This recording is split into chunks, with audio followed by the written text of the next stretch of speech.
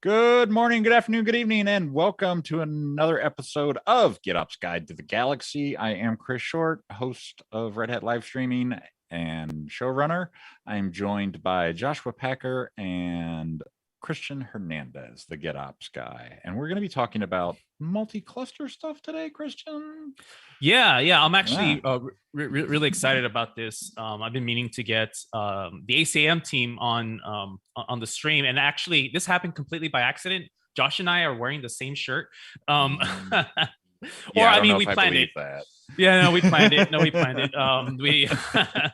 We're so tightly knit here. No, I'm really excited to get Joshua from the ACM team out here. Josh, can you give kind of like a brief introduction of who you are, what you do at Red Hat, and what your role is with the ACM team? Absolutely. So ACM is Advanced Cluster Management or Open Cluster Management. If you're looking in the community for us, we are all about cluster management at fleet scale. And under that purview, I work on, own, develop, cohesively connect and lead the teams that do both our cluster provisioning and lifecycling. So everything from creating clusters to destroying clusters to all the pieces that go in between. And then the application lifecycle, which is where the GitOps comes in. And that allows me not only to sort of work with applications and work with what goes out into your fleet, but get into that space of how do we define what the infrastructure looks like. This, we'll talk about it many times, the infrastructure as code, the single source of truth. And so being attached to these different pillars within the product sort of allows a lot of this, what we'll see today, these sort of cross-referencing where we can use the single source of truth GitOps for managing everything in your fleet. That's awesome. It's what I like to call Josh, is what I like to call the person I ask anytime I have questions about ACM. I'm the go-to guy. The go-to guy. He's the one I ask questions to. Is what I see it here. And you might have seen Scott on another show called Advanced Cluster Management Presents on the channel. So I will drop that playlist in chat if you're curious about the topic. That's right. So if you definitely catch that stream if you want to know all things ACM. I invited Josh really to the stream because we here on the show we talk a lot about GitOps, right? We talk a lot about application delivery and GitOps as a practice, and a lot of the times. So quick story. This is an old story because this is back when we can travel.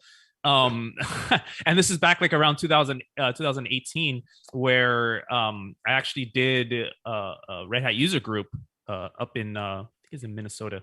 And I was talking about Argo CD, and the one of the questions is that I got, that I used to get a lot was, it's like, okay, like this is great, like, but what about like my day zero stuff? Like how do I provision my clusters, right, in a declarative way? Mm-hmm. And I think GitOps as a practice, right? We all love GitOps as a practice, but I think ACM brings a very interesting aspect of going beyond just like GitOps and having multi-cluster management, right? Fleet management, and how to manage that with GitOps, right? Because GitOps as a practice is great. But now we're talking going up a level, right? Going up into like, okay, like I'm doing my GitOps practices. I have thousands of clusters, spread across multiple environments. How do I manage that? And I think having a tool like ACM, having an offering like something that manages the cluster with your GitOps practices is a very, very powerful thing. So now you have an end-to-end, right? Now you have an end-to-end of I provision my cluster, I manage it with GitOps, and I control the life cycle of that cluster. I can destroy it, I can upgrade it, I can apply policies to it. So don't want to steer too much thunder, but I think it's very important to talk about when we're thinking about GitOps, we're not only thinking about like the application delivery, but the whole infrastructure platform, your whole end-to-end solution as a whole. So I'd love to get your thoughts on Josh on like the whole end-to-end aspect of GitOps and multi-cluster management. Absolutely. Well, so I'm going to touch back, Joe, just on one thing you mentioned, and it was a question we get all the time, and I'm sure it's a question some of the viewers on this have as well, is Red Hat, and we're wearing the shirts that say OpenShift That's GitOps. right. OpenShift GitOps is Red Hat's productized version of the Argo piece. And so the question in advanced cluster management we always get is, advanced cluster management had a way of provisioning apps and doing GitOps and Helm. Which do I use? Do I use Argo? Do I use the ACM subscriptions? How do I make the choice? And the answer used to be, well, it depended what you were doing. That answer is still the same. It depends on what you're doing. But in both cases, we want you to use both. We want you to use them together. And what we're going to show you today is how ACM and Argo are like this. They're fully integrated. The ACM brings the fleet management that was sort of lacking from the Argo space. Argo is very much the, contained for the cluster that it's working on, or if you've gone out and you have a bunch of clusters, you still have to bring those in. ACM, we're going to see, brings all those pieces together and gives you that visibility into Argo that number one, we never had before, but number two, allows you to operate Argo and through OpenShift GitOps at scale across the fleet. So without further ado, maybe I'll grab a screen share and we'll get rolling. So hopefully it pops up. What we're looking at here is the ACM. This is the 2.3 release. It literally went out the door like 3 days ago, I think it was. This is fresh. Yeah. Exactly. Like new here. Right out the pipeline. This is as new as it gets. So what we're going to do is fresh off the vine. Absolutely new. No. And so, as Christian mentioned, doing everything from day 0 on through day infinity with your cluster. If those of you familiar with ACM, I just navigated in from the welcome screen down to applications. And so what we see here, you see some labels that say Argo. We see some that don't have it. I'm not going to get into that just yet. What I want to target on here is there's this application that's deployed in ACM called infrastructure build out. And so the backstory in this is that I got an OpenShift cluster. I ran an OpenShift install. To be honest, internally, I just requested one and it came up. But you deploy an OpenShift cluster, you go to Hub. So you go into OpenShift's operator hub, you say, I want ACM. You hit the install button. In 7 minutes, you have an ACM cluster. At this point, I'm at this stage. I have no applications. I have no other clusters.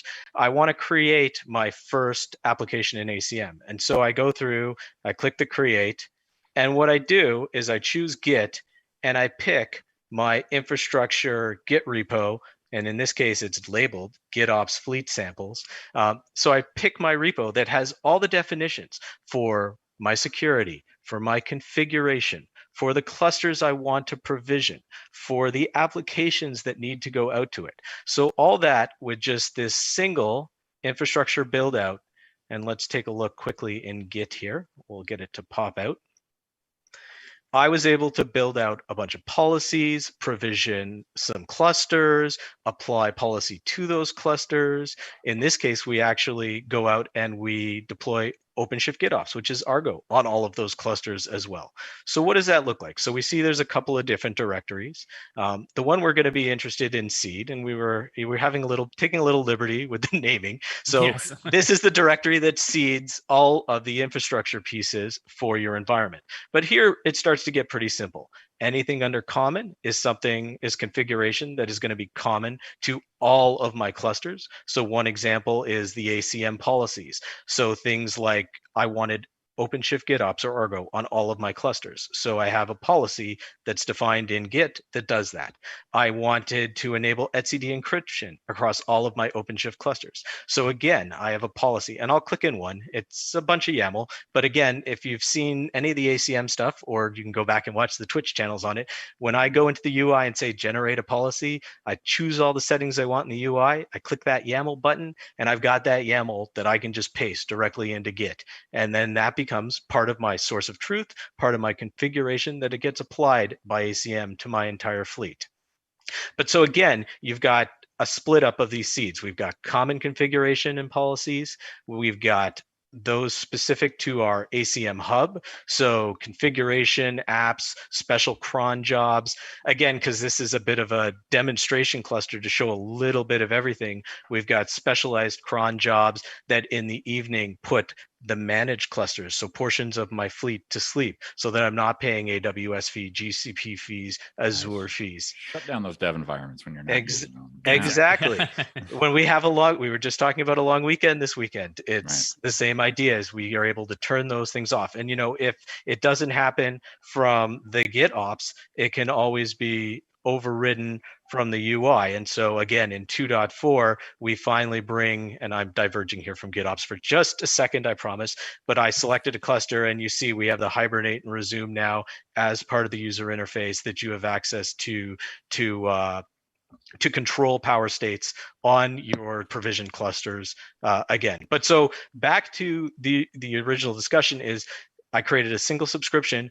It brought in all the configurations, and it brought in all of these other applications. So it deployed ACM. We use this term called subscription, is our version of an application in Argo that is able to go to Git and pull in the Hello World app. Here, again, it did a mortgage app, and we pushed it to one system. But it also, again, I remember I mentioned it deployed GitOps everywhere. So I have, or GitOps, OpenShift GitOps, which is Argo. So all of my managed clusters have a copy of Argo on it. So if I click into this, so number one, ACM knows, hey, there's an Argo app. So not only does it see the ACM mortgage app, the Hello World app, but it finds apps that are deployed by Argo. Argo, introduced from the Red Hat team, has this concept of an application set. All an application set is grouping a single application to many clusters. Similar concept that ACM has with our application, which is why we're able to display it this way. So we click into it, and so we see we've got this standard topology. We have some warning symbols, and we'll talk about that in a second. But so this is an Argo app. It's deployed by Argo. It's deployed with an application set from Argo. So if we click on this, it'll just take a second to refresh, hopefully. And we get the application set. We can see, I know it might be a little small. No, it's not zooming in, but you can see the Argo project reference there. So again, ACM building that topology, but this is strictly, for all intents and purposes, an application coming out of Argo. Now, I just want to show, for comparison purposes, I'm going to click on the mortgage app. And again, we can see exact same topology. Everything looks the same, except that little reference link I had for application set, that's missing. Now let's take it a step further. So we go back, we're going to click into the Nginx sample. Again, we have the application. So we can take a look here. Again, we see all of the different clusters where it's deployed. And we also see why there's a warning. There is a problem with the deployment on a single cluster.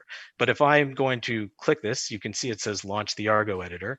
It's going to push me out. And this is the actual application definition in Argo that is running on that same OpenShift hub. So all that data that Argo has about the applications, it's brought in to me about the deployments.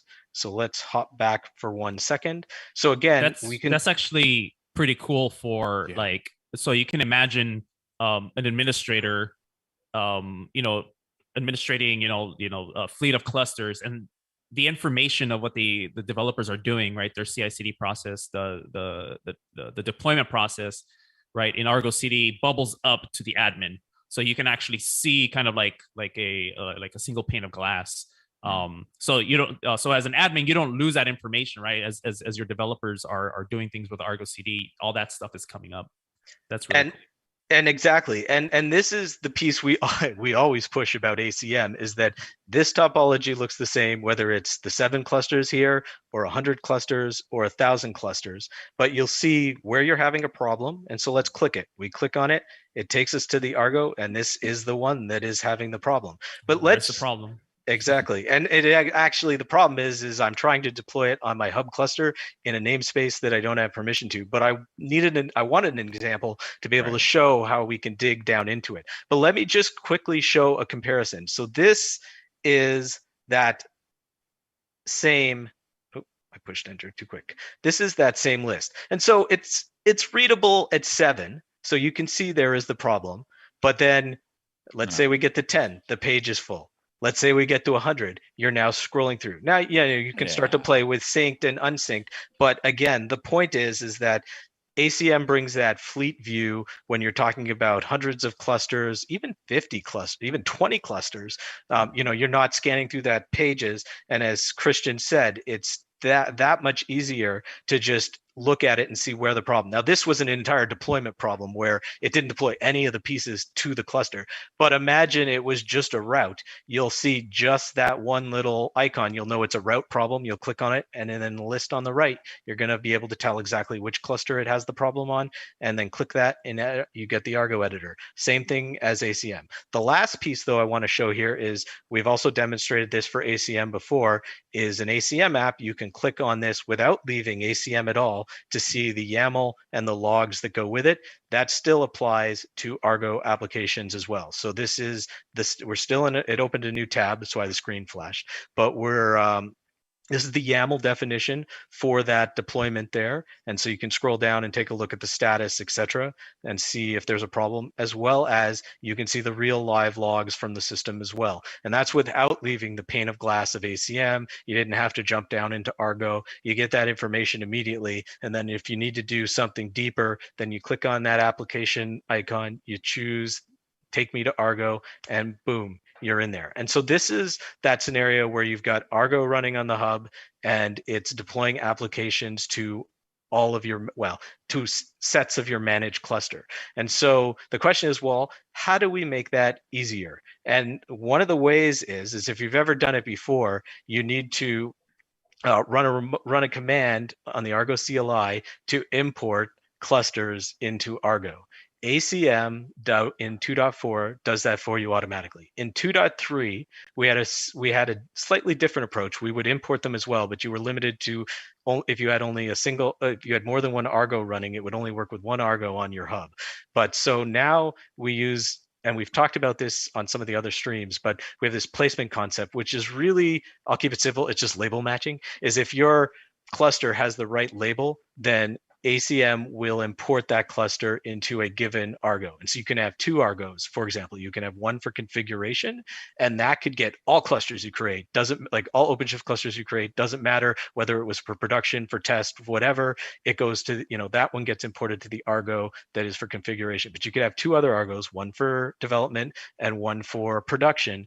And in those cases, only the ones with the usage label production, for example, go to the production Argo. And all of that happens seamlessly when you provision. You don't have to do anything special. There's a resource we introduced. Here, let me pull it up quickly. There's a resource we introduced that allows you to specify that. So if I go back here to the hub under configuration, we see this GitOps cluster kind. This is just that. You specify the Argo namespace where the Argo lives, and you specify, again, I said this placement rule, which if we scroll down here is just the label match. So any cluster I provision that have the label usage and it's either production or development, Argo gets installed on. So again, that import step that used to be the manual piece, that's all automatic. If you have a bunch of OpenShift clusters and you have Argo and you want them imported into a new Argo because you just deployed ACM and you're making a new hub, as soon as you import those in, if with this resource created, those get imported into Argo and can now be targets for Argo. So again, any cluster you provision, you import into ACM can automatically become a target for Argo. And that's a big game changer from a fleet perspective, because that was a manual process up until this point with a bunch of CLI commands. You have to find the kube configs, etc. Now that's automatic. That's really cool. That's really, really cool. Now it's like one button, right. Push button GitOps, right? It's just like one button. It's essentially one button and it's all there for you. So that's really, really cool. Exactly. Yeah, no, the Argo integration, it's gives us a lot of different possibilities, and it seems to be, at least for the time being, resonating with a lot of folks as well, which is what we always want to see. So now maybe we'll dive a little more into Argo integrations, because it doesn't just stop with the basic application sets. We wanted to bring these things. There's two more points, sort of major points I want to make, and then we'll do some cool provisioning, etc., doing through GitOps. but one is application sets. We were bringing ACM together with Argo. Application sets fits the mold of sort of you create one application set to many cluster concepts. And so, but again, it was limited to clusters and having a knowledge of clusters that are imported into the Argo server.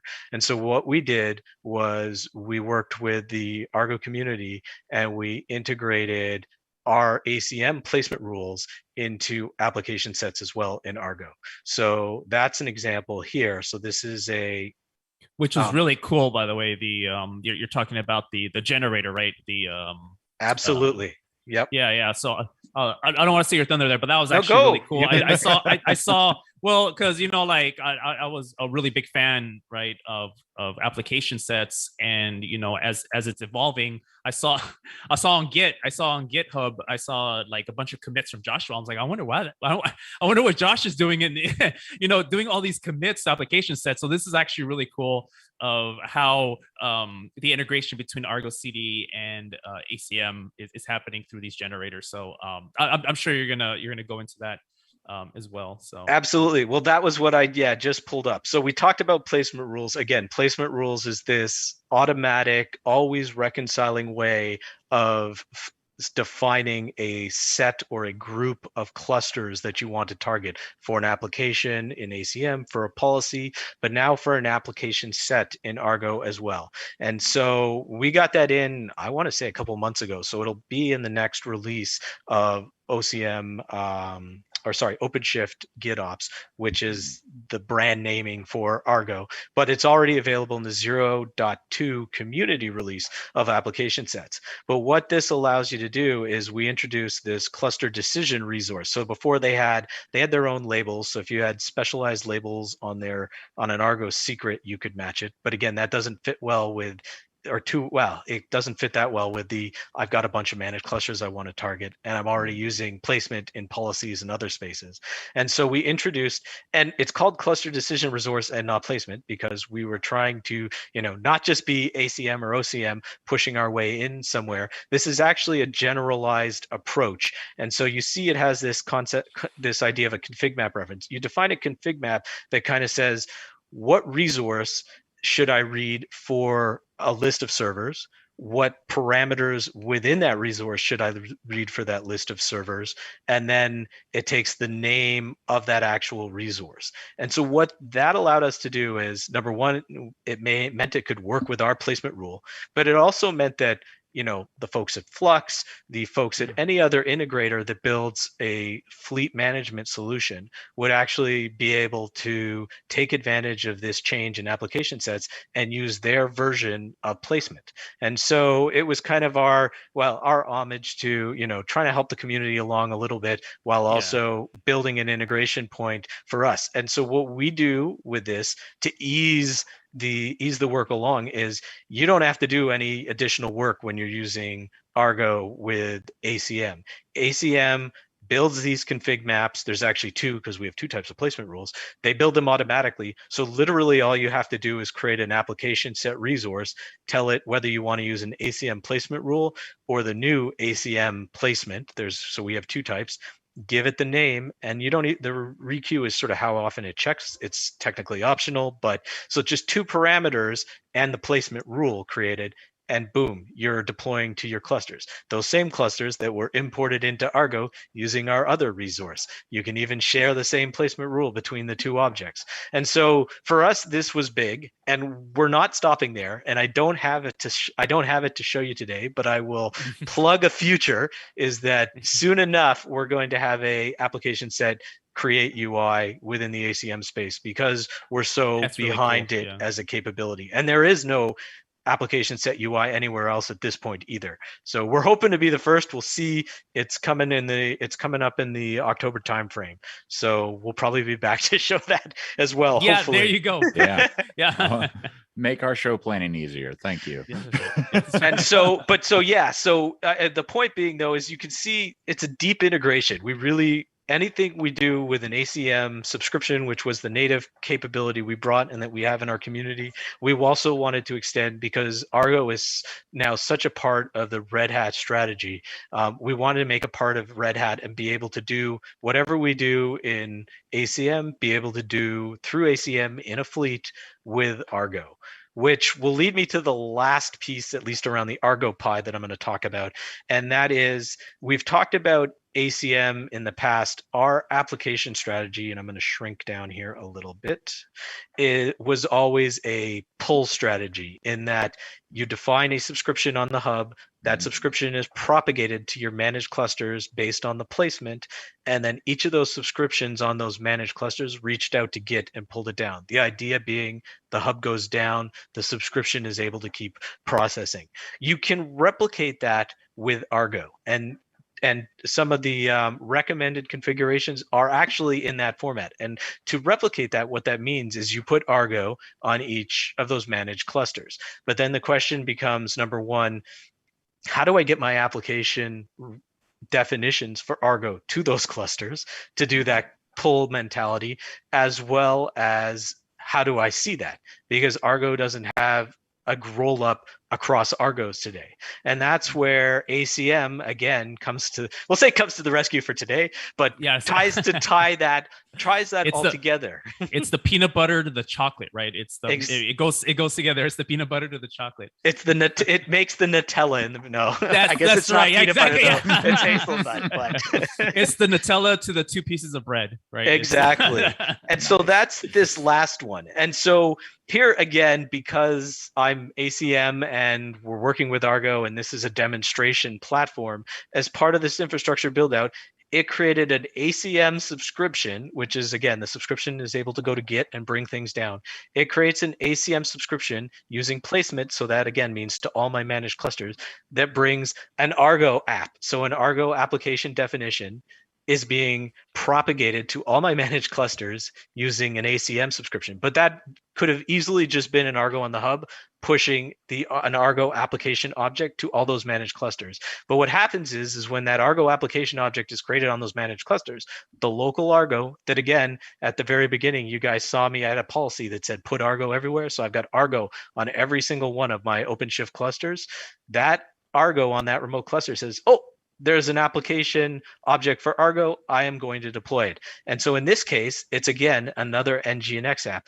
And this is the special piece, the piece de resistance, someone might say, is that because ACM has these managed clusters and we've got this search collector that's out there grabbing data, it's able to detect that there is an Argo application deployed on a remote Argo. So there's no other information that there's an Argo remotely there, except for that fact that a policy put it there. But our search is able to detect there's an Argo application, that Argo application deployed, and hey, look, that same Argo application, it's actually deployed across all 6 of these clusters. And so it builds a group and puts, even though they're individual Argo applications, it builds a single topology because it knows it's from the same source. It's from the same Git repo. It's from the same branch in that Git repo or tag, and it's from the same folder in that Git repo in its definition. So even though these are 6 distinct Argo applications on remote clusters, ACM is able to detect that information and bring it back and display it just as we saw with the other ones. So we can see all of the different clusters it's on. We see the deployment under the replica set. We get the access again to look at the YAML and the logs. And so this is also when Argo, we talk about Argo everywhere, or that's the way I like to call it. When we have Argo everywhere, you may have developers that are using it. So what you can take away from this is as they're off there creating apps, they're not under the covers. It's not going under any radar. ACM is going to be displaying that for your operations, for your SRE folks, in its application list. So you'll be able to tell that, hey, Christian's over there and, he built the Miss Pac-Man app instead of the Pac-Man app that I showed earlier on the remote cluster. And he thought, well, I was on the dev cluster and nobody was going to notice. Kind of ACM is going to bring those details back. So again, this application, although it's being realized and shown, as Christian said, on a single pane of glass in the ACM, it's actually only deployed in Argos on remote systems. It is not in any way on the hub instance itself. And that one is really the kind of cool piece. So it covers all of our possible scenarios. It's Argo. We've got ACM works with Argo running on the hub. ACM works with Argo everywhere. ACM can help you put Argo everywhere. ACM will detect what Argo is doing. What Argo everywhere. is doing. Yeah, exactly. Exactly. Yeah. And bring that back, but also presented in a meaningful way, because, those, again, let's say, Christian and I both had access to three of those six clusters. So Christian had half, I had half. If I had put Pac-Man, and I, again, use same GitHub, same branch, same piece on those three, and Christian used it on the other, ACM is going to say, hey, look, we've got 6 copies of the exact same thing deployed across all 6 clusters. Is that really what I want to do? The SRE is going to be like, why is it on 6? Knock, knock, Christian, why are you doing this? Knock, knock, yes. Josh, what are you doing over here? I see you guys are deploying it, so there's a bunch of visualization help you get here too. And I say 6, but this works for 100, or, when we start to talk edge scenarios, we start talking about 1,000. And that's really where you expect to find not Argo on the hub targeting 1,000 clusters, but Argo on each of those single node clusters everywhere. And ACM, again, is going to bring back your application status, the fact that there are Argo applications there. And so, that makes sort of the trifecta of, we've got Argo on the hub, multiple Argos on the hub, or Argos out in your managed fleet, whichever way you want to slice and dice it. And it can be any combination of that, as well as using ACM subscriptions in there. We're going to display it. They're all going to look the same. It's going to be the same look and feel. There's no new learning curve, etc.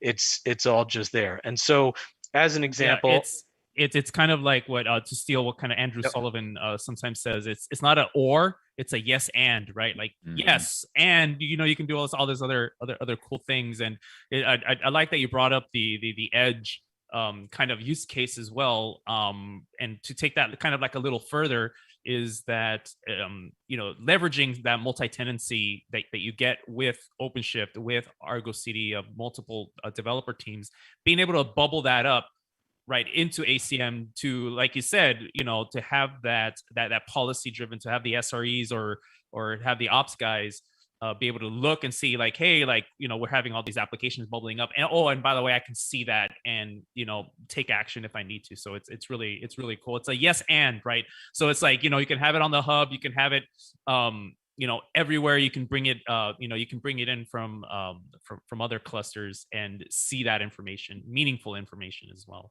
It's really cool. And the cool part is, there's nothing special. Like, there's no weird, like, you don't have to flip switches, anything fancy. If somebody goes out and deploys Argo on a remote managed cluster and starts deploying apps, we're going to detect that and bring it back. It didn't have to be a policy that I used just to put it everywhere. I just used a policy, so I had a single source of truth that said, I want to put Argo everywhere. So I defined a policy, and my placement rules said put it everywhere, and therefore it is. And so, there's that detection mechanism. There's no special switches. Anybody that's running ACM will get this, and gets this for free, and we'll start to see it coming up. And so because I like to prove that I'm really doing what I'm doing, I'll click on this, which is, again, we're looking at the remote one. So it took us to the Argo. This is the remote Argo running on the other cluster. So if I click back here, before, remember, we saw I had lots of apps, and it was even in a different filter mode.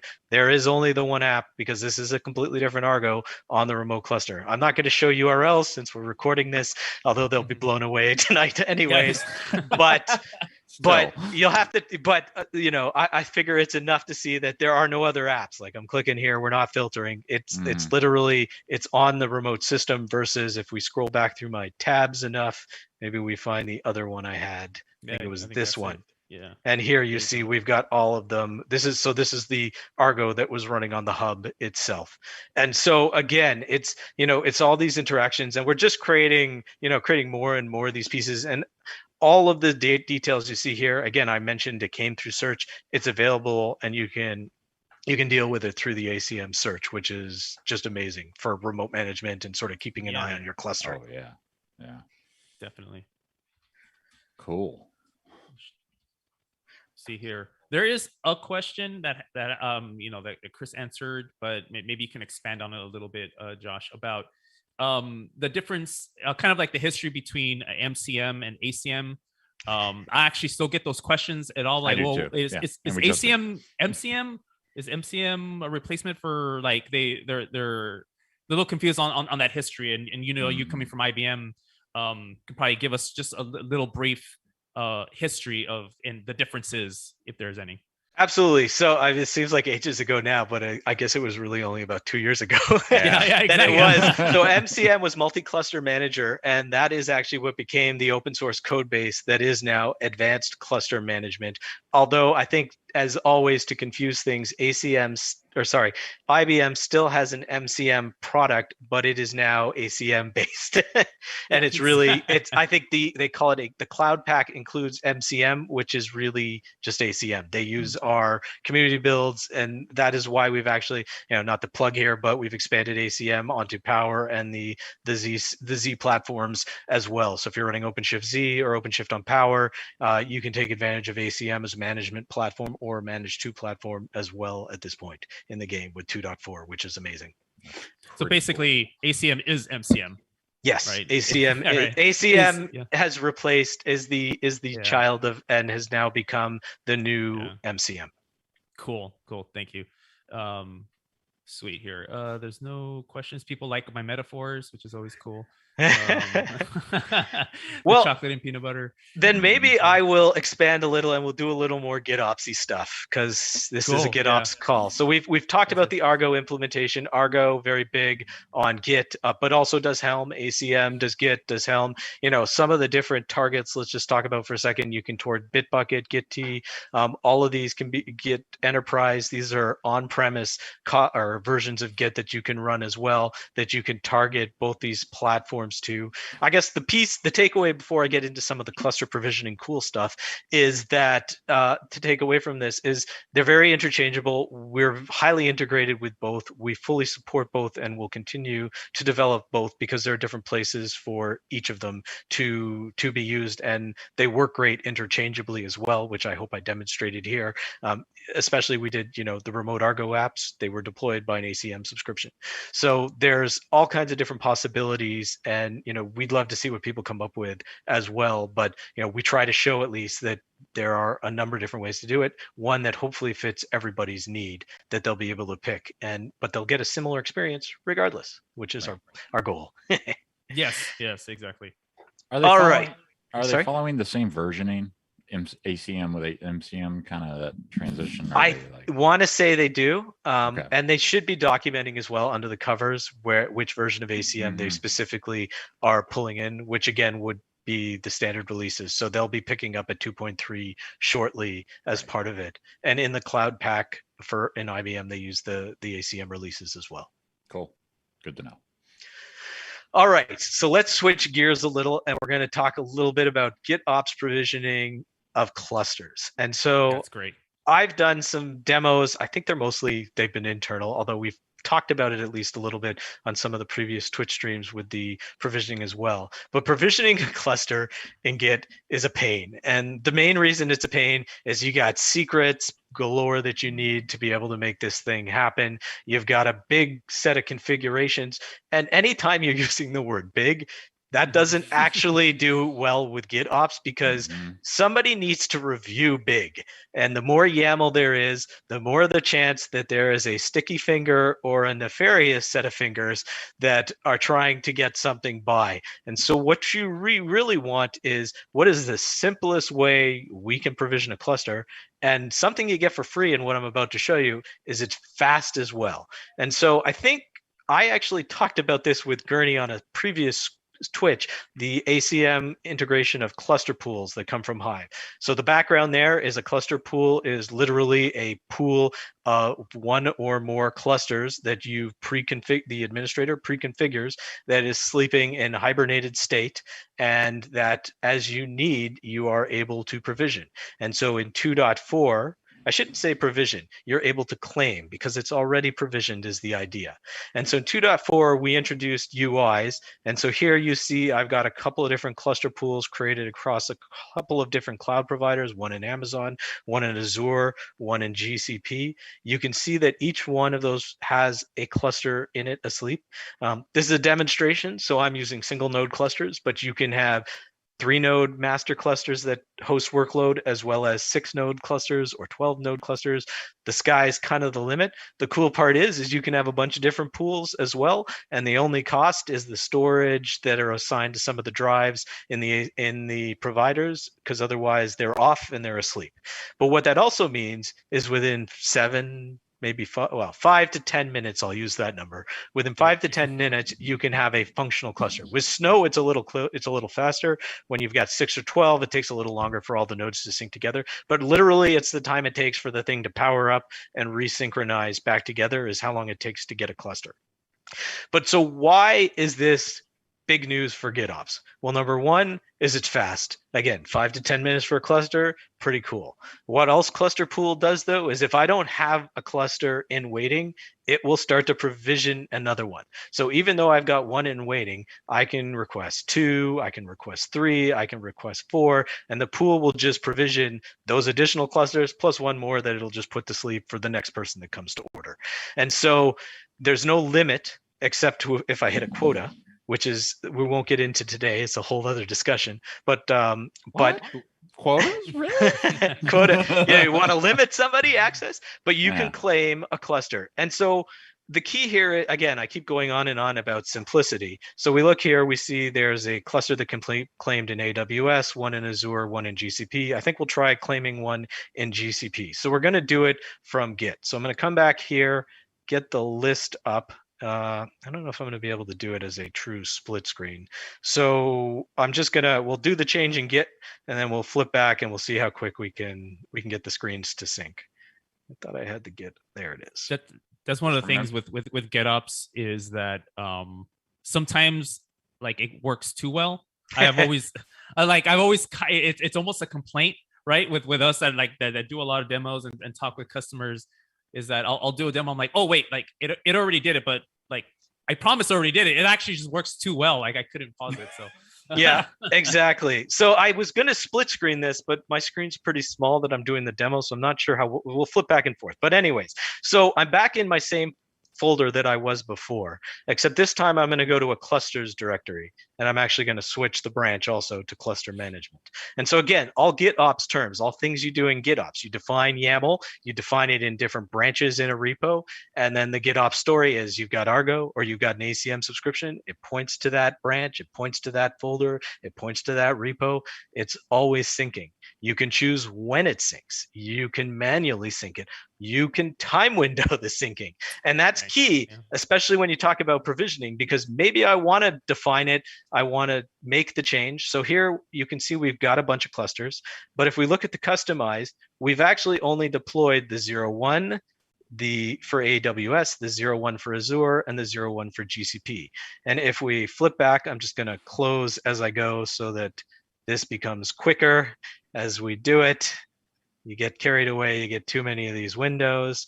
All right. We can always happens on a live stream. Always. Yeah, exactly. We've got the AWS, the Azure, the GCP. So these were all provisioned via GitOps. These three I built up myself outside, but these three came from the repo, from the GitOps, because as we saw a second ago, and we'll go right back, these were the ones uncommented in the repository. So I'm going to do an edit. I'm going to do this live just straight in Git. So we're going to do another GCP. So I'm going to just comment it out here, or take the comment out, I should say. And I'm going to put in my comment that says, except I have to use my Bluetooth keyboard because my other keyboard died on me. Provision JMP GCP 02. And so I'm going to commit this. So this is now committed. So the customize has now activated this additional piece of YAML. So if we go over here and we look, again, I was talking about simplicity. This is the simplicity. I have the name of the claim, which becomes the name of the cluster that we start to see in ACM. We have the namespace where the claim is being created. And so from an administrator point of view, this is a namespace where I've been granted access to create claim objects. So you can see exactly who's got what where. And then also I got some labels. ACM, any label you put on here will transfer to the imported clusters. So if I want to define it, again, as development, as production, as it needs OpenShift, GitOps installed, I put the labels on it here, and that becomes part of my managed cluster that that becomes my possession, but then gets pre-configured by all the GitOps I already set up. And then the last one is I pick the pool. And again, this is going to be based on the namespace you've been given access to. There may be one or more pools. I like to think of pools in this regard really as templates of a cluster. So from an administrator perspective, the administrator took care of what this looks like and just gave it a name. So he defined it, or she defined, if it's going to have one node, is it going to be an extra large or a 2x large, all those kind of things. And then they, and so then you commit this to Git. I just committed it directly. In theory, if you're doing true GitOps, I would have had this forked. I would have done a pull request and my administrator would have approved it, which merged it in. And so once it's merged in, the ACM GitOps is going to apply it automatically. Now, we don't see it here because I have it on a subscription, and we talked about synchronizations and time windows.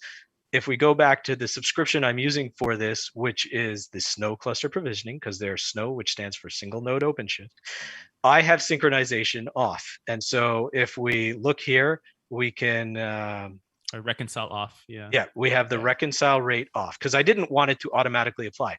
But again, subscriptions, Argo, automatic reconcile, you have the option of both, whether it's ACM or Argo. Time windows, we call them time windows. So even if it's committed to Git, we can have it only apply on Sundays at 1 a.m. or any day of the week at 1 a.m. when maybe nobody's using it. Or using other systems. And that's when we want the provisioning to happen because it's going to hit a bunch of repos to deploy a bunch of apps. So again, you can use time windows, sync controls on top of the fact that you've got the Git as that source of truth that you're monitoring, you're controlling. And I remember there were like 3 things we had to set in that resource. So it's very easy to see, is the person making the submission choosing what we really want them to choose? And should I be letting them? And, did they use a name that makes sense? And they didn't have access to try and sneak in. I wanted to go to 4x large because I was going to run some Netflix servers on there as well, or Netflix containers on there as well. So, it really simplifies that process. So anyways, I am going to hit the manual sync button here for it, which should then give us a time update if everything is working. Come on. So we got a question in chat here. Yep. Can you do transformations to application? Like if you move them from one cluster to another, do the routes change? The storage classes get updated? How does that get managed here? So it can, and it sort of depends on what you're doing. Yeah. So you can do it based on, so our placement determines where it goes. So you would you'd be able to use placement to move it from location A to location B. And then you've got access to things like customize, etc., to modify names, PVs, etc. When we get into PVs, I don't want to give away the soup of some of the stuff that's coming, but we've got a bunch of stuff around replication within the app so that you're able to move an app from location, a stateful app from location to location. But in the most cases today, if you want to deal with stateful, it actually has to come from a PV in a container that is separate to the main application if you're going to move it. And so there's a number of different replication strategies, both from ODF, which is Red Hat's storage, as well as it's called volume sync from the Kubeback organization that we're integrating with. So if you stay tuned, there is going to be soon, we're going to have a bunch of examples where we've got databases flipping from cluster to cluster type of thing and keeping the physical volume or the PVs in sync between them as we do that. Yeah, I wanted that 10 years ago. Yeah, exactly. Go back in time and give me that. I was anytime. Yeah, actually, Chris, it's funny that you mentioned that. Like anytime, I talk about GitOps with someone. It's like, well, like GitOps is not really anything like new per se. It's like now we just have the ability to do the things we've always been wanting to do. Exactly. Now we actually can do it, right? So it's not like this. Not like the idea is new or anything. We've been wanting to do this, but now we can. So it's really cool. Yep. And so again, talking about things that happen. So I flip back to my cluster list and we can see that there's my GCP 02. This is the actual underlying cluster that was sitting there hibernated. We see that it's resuming and coming back. But again, we got that usage development pieces pulled over. So once it comes online and the manager goes to ready state, it's going to get my policies. etcd is going to be encrypted. It's going to get OpenShift GitOps installed on it, again, via the policy. After that deploys, all the applications that OpenShift GitOps knows about and is referencing, those also get applied. So, if we come back in about, I don't know, about 15 minutes or so, I will have all of these things that we looked at before in application that said 6+ local will now be 7+ local. And, all we did was define we wanted a new cluster. We've been talking about really turning off environments for decades to save money. And now it's just, you did one commit. Well, that's exactly it. What's really cool is like just taking it step back is like you have a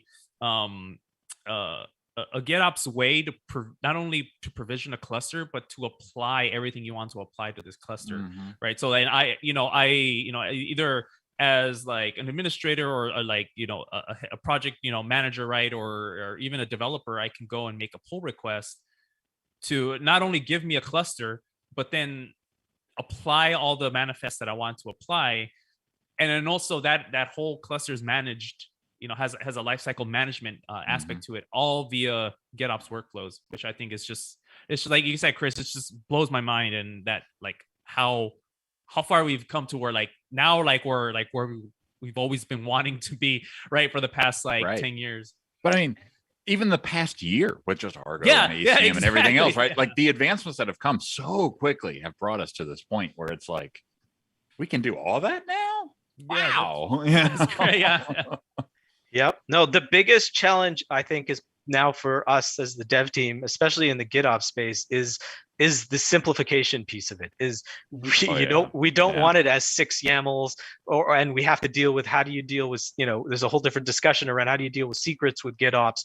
The cluster pool for us is that perfect way of easy provisioning, obfuscate all of the mess of what the configuration needs to be. It's all predefined up front, which is what we're usually asked for. The developer doesn't really care. They just want either the large, the medium, or the small, and they wanted it yesterday. Well, now there is the large, the medium, and the small t-shirt size, and you get it in 5 minutes, which is as close to yesterday as I can get.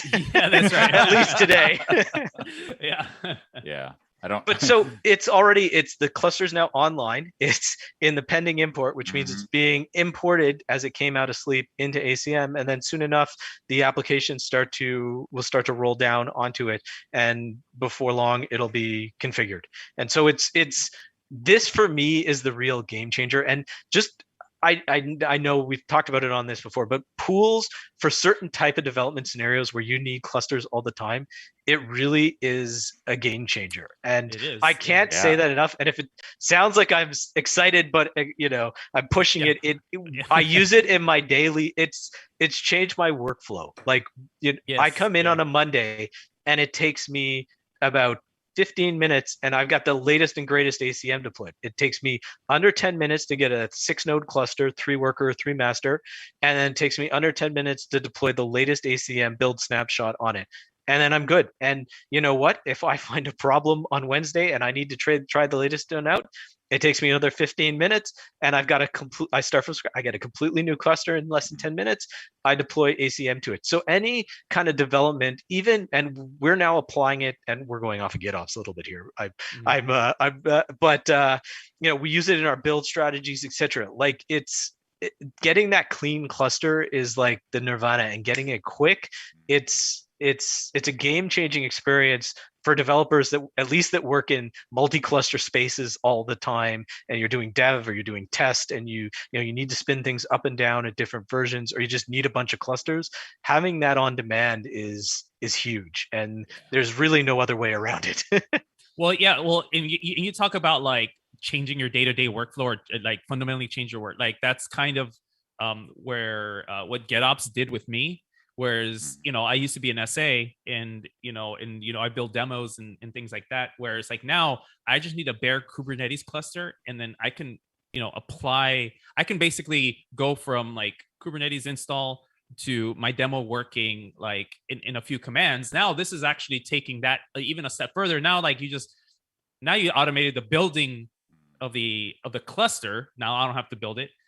And also, by the way, in the application of like my stuff, right? Like my actual Absolutely. all that, yeah. So that's like you take that, like an extra step further, right? Now I don't have to, run OpenShift create cluster. Now that's all that's done with me. I don't have to do the OC apply -K to apply my demo. Like you've already done that in this no, workflow. you're absolutely right. And that I don't even include that in my calculation, but it's actually there. Is after I deployed ACM, I logged in, I clicked into application just like I showed at the, we come full circle at the very beginning. I write in my infrastructure build out. I choose Git. I paste in the URL. I choose the branch so here, I'll go through it. I literally do this. I choose GitOps fleet sample. It populates the branch, which I choose main. It populates, so this is just pulling it out of Git. I pick seeds. I choose, so this has been created already, which is why I didn't have to paste it. I was able to pull it from the dropdown. Usually I'll use the low reconcile rate because I don't need it to check that often. I just needed to check the first time. And then ever so often, it's every hour, it'll go out and look. I hit save and that's it. I walk away. And, I go and do my daily development. But then when I need a cluster, I'll have three, part of that GitOps flow is it went out and it pushed out the three clusters from a pool. It deployed a bunch of applications. My PM or Christian comes to me and says, Josh, I need you to do a demo. I didn't set anything up. This is the environment because it builds just as you said. I build it out every time. And as we get new stuff, I need to patch something. You can add things in. It's, I check it into Git and my source of truth just, for my infrastructure code just keeps growing, but it's there and it's always the same. It makes it the same every single time. And I need to make a change. I commit it. If it doesn't work and I see something, I'm like, how did that get there? I go back and look at the commit history and go, why did my buddy here, John, check this in, make this change? That source of truth, that's the GitOps mantra. And, it's wonderful when it's working, it's wonderful. And it definitely improves setup configuration time. And there's a whole discussion on the side of like recoverability. If I need to rebuild an infrastructure, all I need is that single piece to start. And then once we start to bring in, Chris, as you were talking about with the PVs and stuff, it's the whole solution. It's like, build from scratch one command type of thing on a new, I just provisioned a new cluster.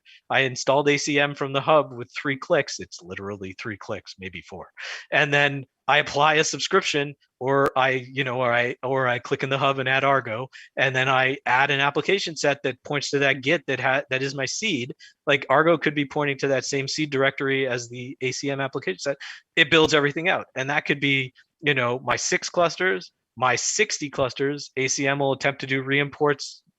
The sky's the limit. Like it's the infrastructure is code when it's realized, and especially as we try to sort of keep it simple so it's readable, it's game changing in a lot of ways. No, it's definitely game changing, and it's also a while ago it changed my mind. Now I'm the preacher of like, let's keep your clusters as cattle, right? So like I think long is the days where people thought like you can install Kubernetes and treat it like a vSphere instance, right? And it's like that's not what it was made for. And now we have the tools and the abilities to like treat them as cattle, right? Like clusters as cattle. Like Washari here asked about moving applications, and it's like, well, it's not your applications will move with everything, and it's not really necessarily a move in the literal sense, because it's a copy and destroy, right? It's kind of like the MV command on Linux. What it's actually doing is just copy delete versus an actual like moving of your application. So exactly. There was actually a question about support for vSphere, for the vSphere IPI. I know we showed a lot of cloud stuff. Where are you guys at with the vSphere IPI support? So you definitely can provision with vSphere. We don't have the pools yet in vSphere. So okay, cool. VMware and OpenStack are the 2 that are in the works for the cluster pooling. So OpenStack and vSphere both provision a little faster than the cloud providers.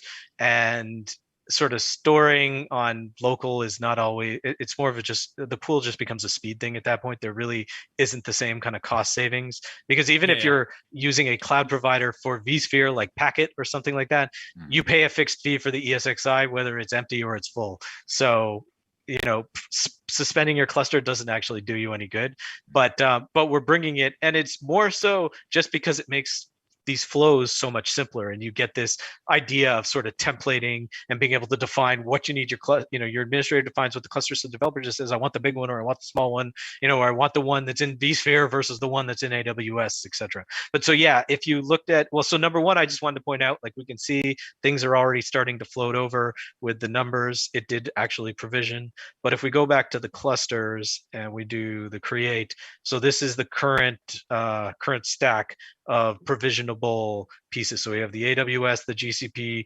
Microsoft Azure, vSphere, OpenStack, bare metal. There's also tech preview for the assisted installer, which is the ISO based for bare metal, but also I think can be used in virtualization. Yep. And then we also support the import. So I had clicked the create, but you can import your ARO, your ROSA, your AKS, EKS, IKS. I know I missed one. EKS. Anyways, all of them. Azure, Microsoft, what are the KS? IKS. All of this. Yeah. I guess we call it Star KS. You can, or Splat KS. There you go. Yeah, it's talk about hybrid cloud, right? We always talk about hybrid cloud, and all the challenges that come with hybrid cloud. It's great to have like the single interface, right, to manage your hybrid cloud. I think that's the Chris, you said the GitOps is a holy grail. I think this is like the nirvana of DevOps, right? It's like, to have true hybrid cloud and be able to see everything with a single pane of glass is great. And it's not just like, even if you can do a combination. You can have GitOps and GitOps for your configuration definitions, but you can manage all of your clusters manually in ACM, but as they come in, the GitOps apply, all the pieces of GitOps apply, because it's all just labeling. And so you can import those star KSs. This is another thing that was added in the 2.4 discovered clusters. You can, if you're you already have 5 or 6 OpenShift clusters today that are not under fleet management, you can add ACM to one of those clusters. And then you use this page, you define your OCM credentials, and you'll get the list, and you can pick which ones you want to import. You can provision a new cluster, put ACM on it as I described. You provision OCP, go to the hub, ACM goes in 5 to 8 minutes, and then you can discover all of your clusters from the remote OCM, Open Cluster Management, online, and then pick which ones you want to import into ACM. So there's a number of different ways to put it all together. But then once it's together, you can start leveraging GitOps, and you can do that for everything if you want, like we demonstrated and this demonstration showed today, which was all the way from provisioning these things to configuring them to loading out the applications on them. Or you can just use it for configuration, or you can just use it for the application management, and you can manually manage each of those pieces from the UIs, from the CLIs as well. There's a bunch of different ways to slice the pie, all of them supported, all of them working together. I mean, we did everything in GitOps today, but we viewed it all and looked at the topology through the single pane of glass. And that's kind of the key, is sort of bringing these two types of technologies together, that manual and the Git in such a way that it allows you to manage your entire fleet at scale.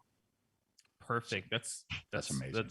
That is amazing. So we're here at the top of the hour. I don't see any more questions coming in. So Josh, I don't know if you have any final thoughts, any final words, before we close out here. I was just going to say, if you haven't given us a try, give it a try. If you're using Argo, don't be afraid of ACM anymore. It's not an this or that. It's together we are better. And so, it's everything we talked about today is in Operator Hub. If you want to find the GitOps samples, look me up on GitHub, which is JN Packer.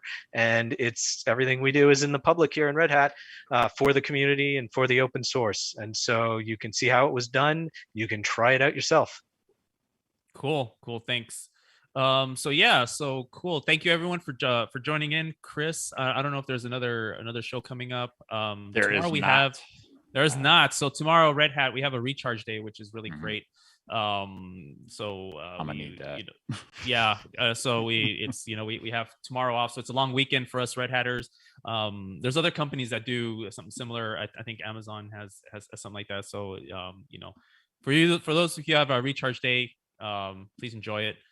So next week, I don't know what we have coming up next week, Chris. I'll let you take that. Something put me on the spot like that. Yeah. Yes, because I mean, that's just okay. remember, I'm ready. After this, you have Revisited. recharge. Yeah. There you go. So yeah, next show, I talk about RBAC with Argo CD. We tried that once, we failed. Failure's not an option. I'm gonna get back on the keyboard. We're gonna get on it again. Yeah. We're gonna get on it again. So look out for that in the next couple of weeks. So yeah, other than that, that's it. Thank you for everyone for showing up. Yeah, thank you so much, Josh, and thank you to the audience. And stay safe out there, folks. All right, cheers, everyone.